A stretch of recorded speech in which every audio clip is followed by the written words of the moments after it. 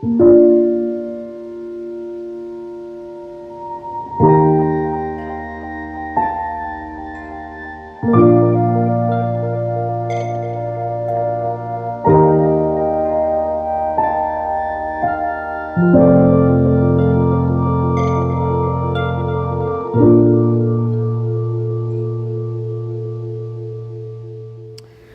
did have a fantastic time at the campus barbecue, so thank you so many of you that were there. It was a fantastic time. If not, don't worry, we'll do it again, and we look forward to having you there. And one of the things we did was, it was not just about connecting, which is a significant part of building relationships, obviously, is getting to know each other, and the 11 o'clock crowd meets the 9:30, and people brought friends. It was really cool. The other thing we did, we had a chance to impact our community as well, partnering with one of our foster care agencies, and people brought tons and tons of school supplies. Now, don't worry, we can still take this week. We're going to continue that drive, so if you still want to donate to that and give school supplies, right outside there at the doors, you will see our welcome table, and you'll see a bin, and it's kind of overflowing with school supplies. Don't worry, we'll make room for more. So you can still go ahead and contribute to that. It's a fantastic way for us to just love on these kids that are just going through typically just very, very difficult circumstances, and it's a great way to be the hands and feet of Jesus. So I encourage you to do that if you haven't already.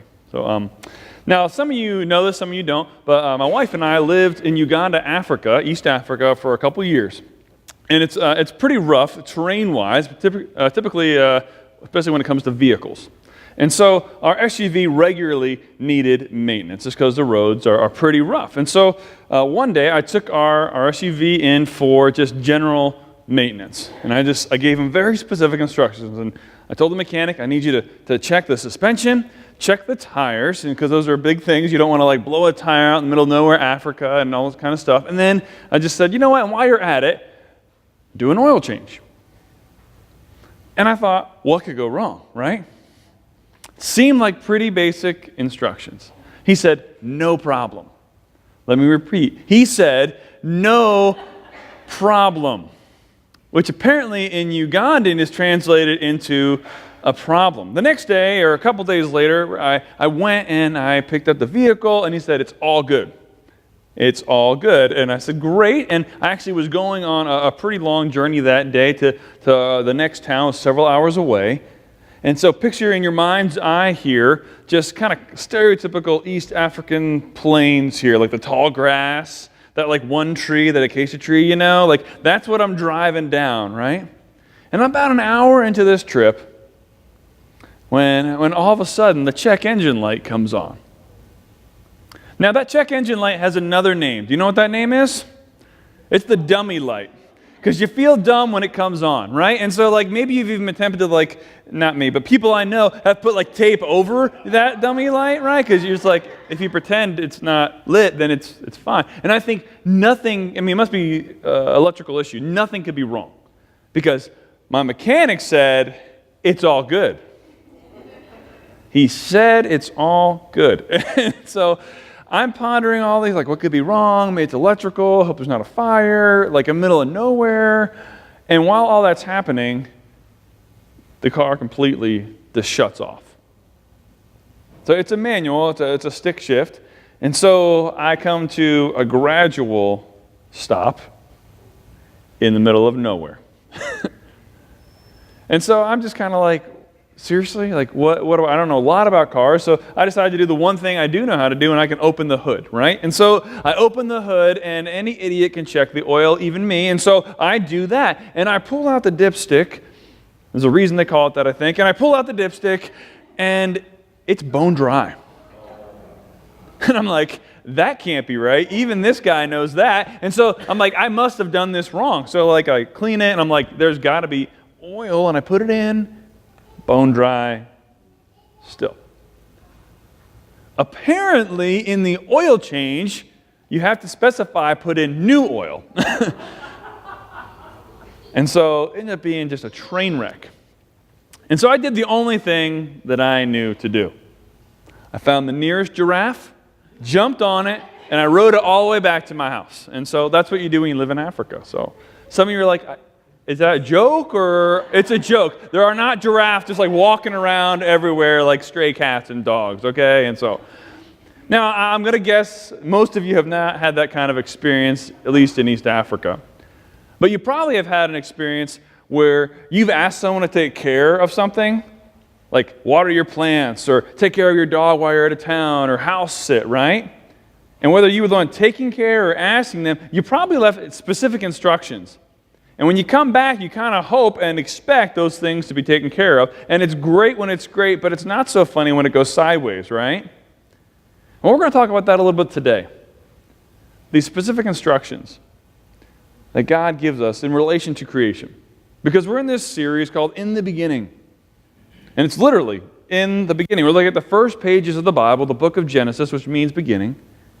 And God's first few words, he talks about his dream for the world. And he's got a dream for people, and that's for us to be in right relationship, in perfect relationship with God and with others. Sometimes you may have seen people, they go like this, right relationship, and they refer to this vertical, and then they go horizontal, like this. And it forms a cross, because the cross symbolizes that we're in this perfect relationship with God through Jesus. In Christ, we have a new identity, and we're part of God's family. And then it also affects our relationships here and outside these walls. God said, that's my dream for the world, that you would be my representative. You would begin to look and act more and more like me through the power of my Holy Spirit. But then he says, it's not just there. I actually also have a dream for the physical world. And that's the part we don't talk about as much. And growing up, I don't think I've ever even thought more about that. But as you dive into God's Word more, you see that he actually has quite a bit to say when it comes to creation. When you look at creation, you realize that it belongs to God and that we've been entrusted with it. It's kind of our big idea we want to focus on today. That it all belongs to God. He says, I entrust it to you. The world, all that's in it, the resources, both the finances I give you, the actual physical, natural resources. And so when you see pictures like this, it's kind of shocking. Do you know what this picture is right here? That is Chicago. That is North Beach in Chicago. This is actually Memorial Day, but it could have been the 4th of July, right? Because I'm sure it was the same scenario. So when God creates, one of the very first things he says as he creates, he finishes each day and he says it's good. This is not good. You don't have to be a rocket scientist, right, to figure out, that's not great. That's not good. A couple other sobering statistics for you when it comes to God's created world. Since the year 2000, over 34 billion gallons of raw sewage have been dumped into, can you name what body of water I'm about to say? Lake Michigan. Keep in mind, this is the same lake that provides drinking water to over 10 million people. You may want to install a filter at your house if you haven't already. As Chicagoans, we actually are throwing away, good news, over 300% higher trash than we did back in the 80s. And if you live in the Chicagoland area, the Chicago Tribune did an investigation and found that we are among the nation's highest risks of cancer, lung disease, and other ailments related to toxic chemicals coming out of industrial smokestacks. I don't think God would look at that and say, it's good. But we have been entrusted with it. It belongs to God, but he says, I've entrusted this to you. And when you look at Genesis 1:3, the very beginning, it talks about how God, he begins to create. In this very powerful beginning chapters of the Bible, you notice as he creates each day, he just speaks. He speaks and amazing things happen. Now, when I speak at my house, I can't even get my kids to stay at the dinner table, right? Maybe you have that same problem. But when God speaks, Mount Everest is formed. And a beautiful sunset happens.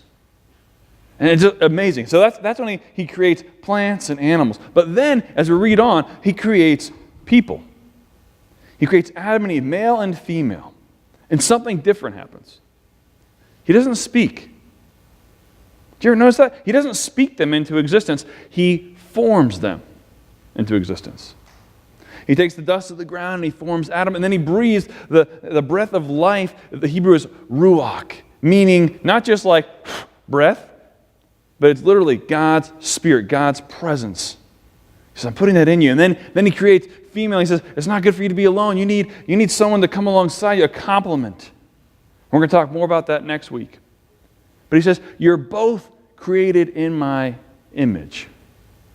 And this is going to win you $1 million someday, because there's going to be a radio talk show, and they were like, name the Latin phrase for in the image of God. And you're going to know it, because here it is. The theological words for this are the Imago Dei, in the image of God. That means that every single person is created in the image of God, so they have worth and value and giftedness.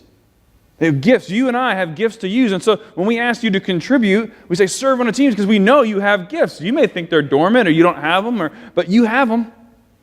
And we say contribute, give back to God. It's because we know that everything we have comes from God, and we want to see the mission forward. We want to see everybody find their way back to Him. So we say we got to do this together, guys.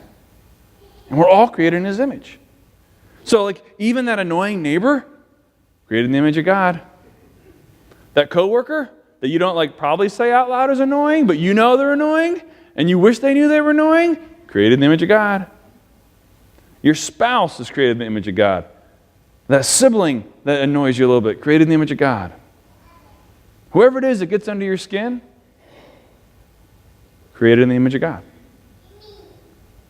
That's stuff that if you've ever just walked down a street, or if you people watch, if you're on the train, or you're in downtown Chicago, or anywhere, really, it's amazing to look out over the landscape and think, really, that guy? Him? Her? Wow. Created in the image of God. C.S. Lewis says that there's actually no ordinary people.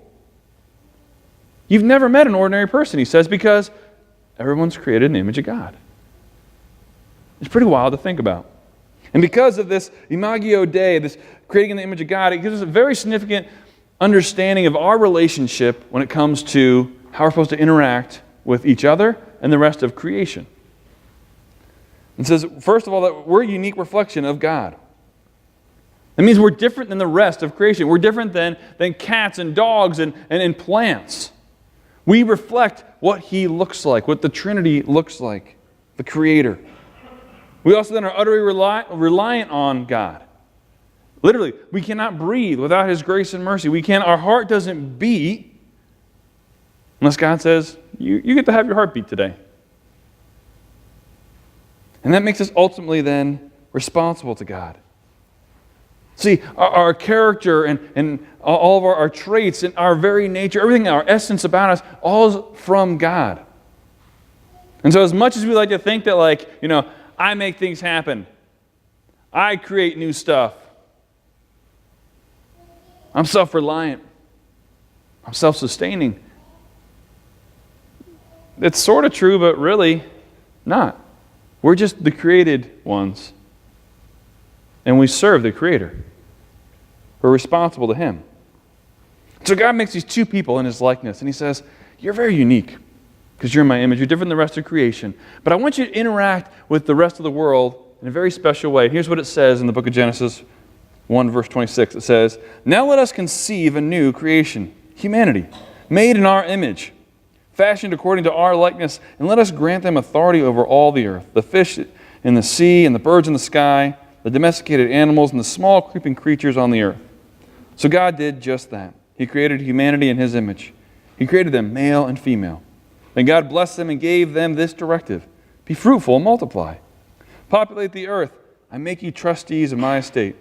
So care for my creation, rule over the fish of the sea, the birds of the sky, and every creature that roams across the earth. So He creates man and woman, and He says, I've got a job for you to do. I want you to be good stewards of all that you can see.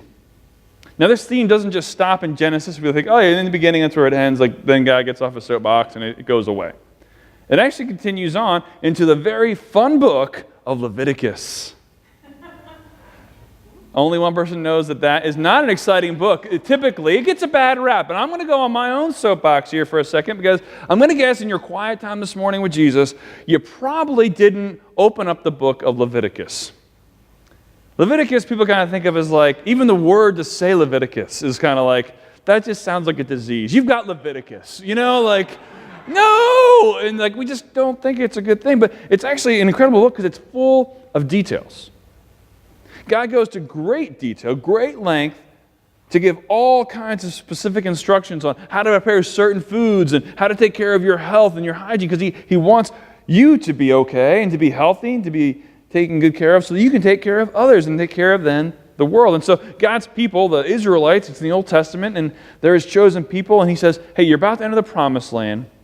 So I'm giving you literally the lay of the land, and I also want you to know how to take care of yourself and then take care of what I'm giving you.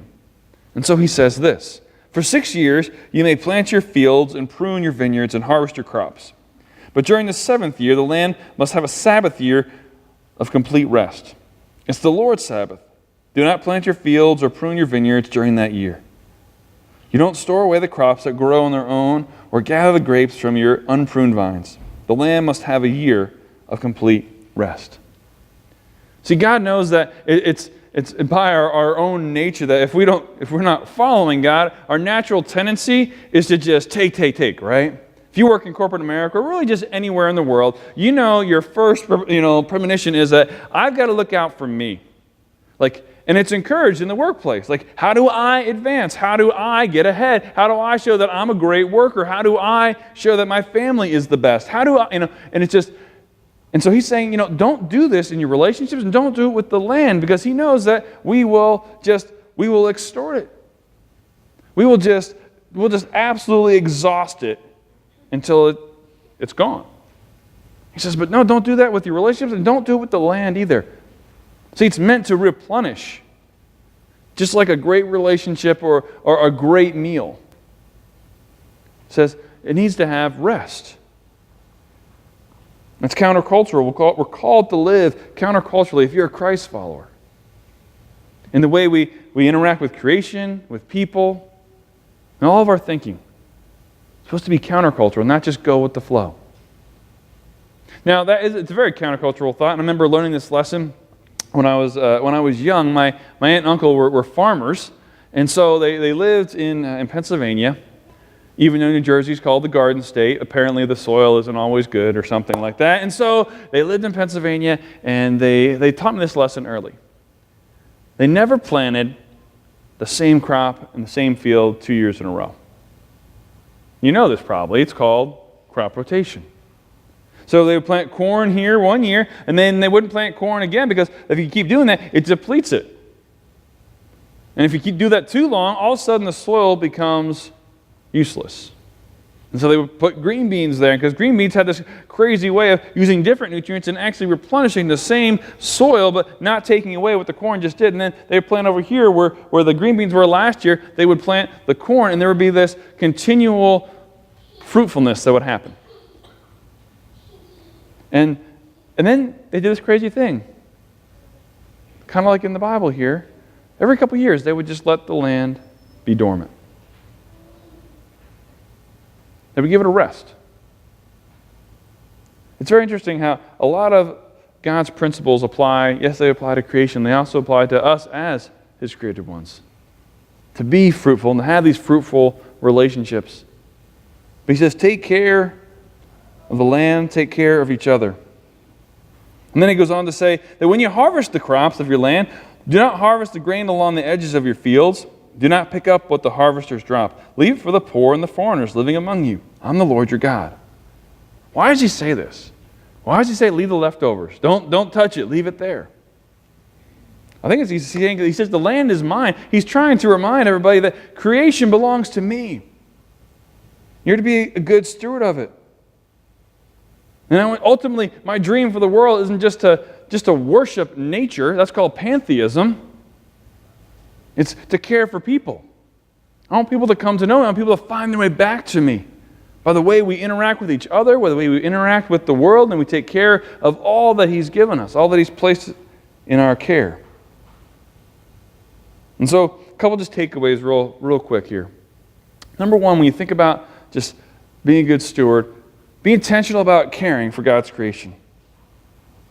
Just like when you tell someone to watch your dog, or when you go away on a trip, you're probably, I know a lot of you love your dogs, and so you give don't give them that tap water, it comes from Lake Michigan, use this water instead, or use this special dog food, this gives them shiny teeth, because dogs have to have shiny teeth. And so you give them all these specifics, and you expect those things are followed. In the same way, God says, I want you to take care. I'm going to give you intentional ways to take care of yourself and take care of this beautiful place. So it stays replenished and useful. Second is draw close to God through creation. So here's what I want you to do. Close your eyes. Some of you are already there. I don't know why that's so funny. Go with me in your mind's eye to the most beautiful place you've ever been. Do you picture it? Just rest there for a minute. Take a deep breath. Remember what it was like. What did it smell like? What did it sound like? Think of the beauty, the colors, what you heard. You're refreshed. Go ahead and open your eyes. Open your eyes. No. I'm going to go on a limb and guess no one pictured a garbage dump, right? You probably pictured a beautiful mountaintop that you were on, or maybe it was like a beach where you visited, or you had this special spot, but I'm going to guess it was some beautiful place in creation. And it refreshed you. It filled you back up.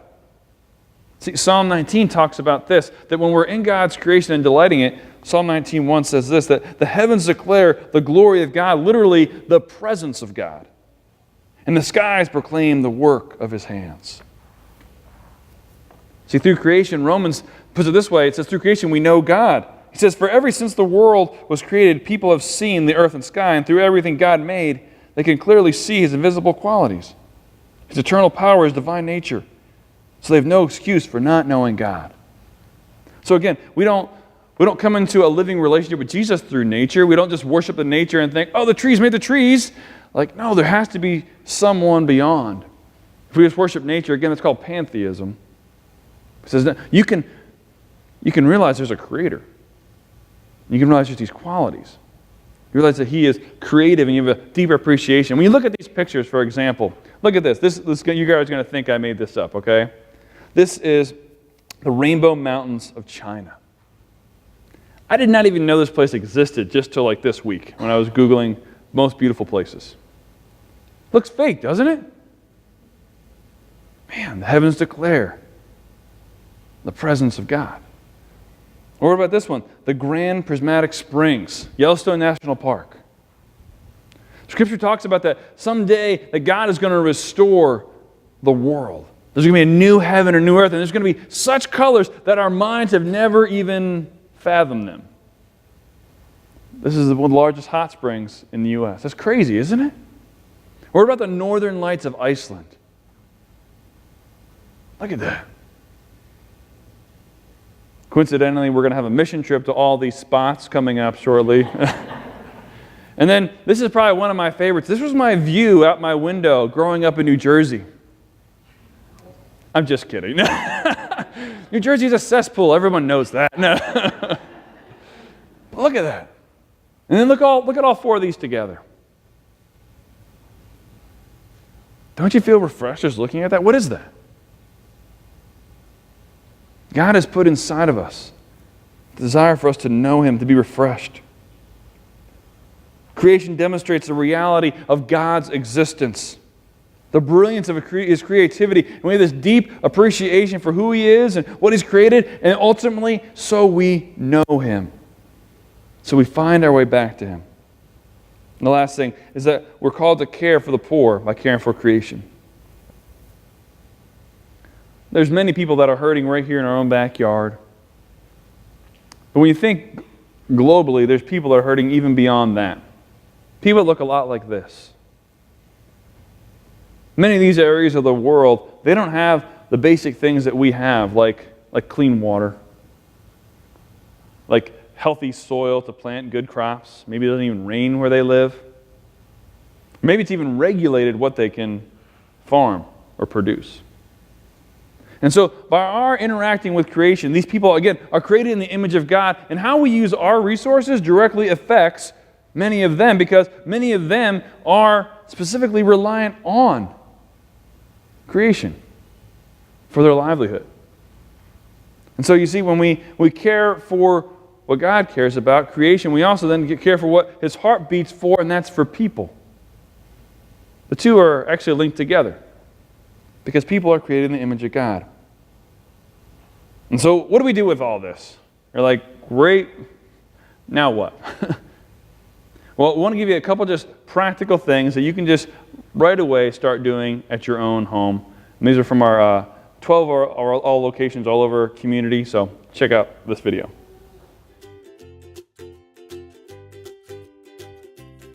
Use reusable grocery bags. Why?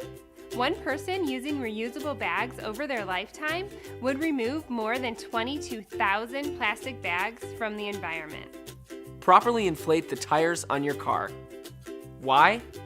If everyone did this, we'd save 4 million gallons of gas per day. Purchase paper products with high post-consumer recycled content. Why? 1 ton of recycled paper saves approximately 17 trees. Don't leave the water running while you're engaged in everyday activities like brushing your teeth, shampooing the dog, or soaping up your car. Turn it off until you actually need it. Why? You'll reduce your water bill and help conserve a vital natural resource. Eat locally grown produce from your own garden or a local farm or farmers market. Why? If every family in America ate 1 locally grown meal a week, we would save 800 million barrels of oil transporting food. Be thrifty with heating and cooling. Why? A thermostat set 3 to 5 degrees higher in summer can feel just as comfortable when fans are used. Each degree of temperature adjustment can save about 3% on energy costs. Turn down your hot water heater. Why? Setting your water heater at 120 degrees instead of 140 degrees can save up to 10% in energy costs. Carry your own cups. Why? The average American office worker uses 500 disposable cups per year. We can make a huge difference in the amount of waste we produce by just toting our own travel cup. Walk or bike to nearby locations. Why? Less driving means fewer emissions, saves gasoline, and is great exercise. Insulate your home. Add insulation to your walls and roof. Install weather stripping and caulk windows. Why? You could save more than 25% in heating costs. Replace 5 regular light bulbs with compact fluorescent or LED energy-saving light bulbs. Why? If every home in America did this, we could save energy equivalent to 21 coal-burning power plants. Unplug appliances when they are not in use. Why? 25% of your energy bill comes from things plugged in that you're not using. So God looked out over all creation, and He said, "It's very good." He said, "I want you to take care of this place." And so when we think about our relationship with the world, God cares about both the people side and the physical resources side. The creation belongs to God and everything that's in it. So it gives us a deep appreciation. But ultimately, Creator God, He says, I want you to be created and recreated in my image. He says, I want you to be good stewards of what I've given you. I want you to be good stewards of your life, of the gifts, the talents, all the resources I entrust to you.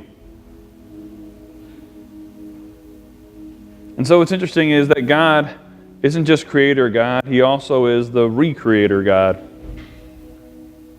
And I would guess there's some people here today, maybe you've been a Christ follower for quite some time, but maybe you need Him to do something new in your life. Maybe you need Him to recreate that hunger and that passion. Maybe there's some here, maybe you're going through a difficulty in a relationship right now. And you feel like it's just too broken, it's just too far gone.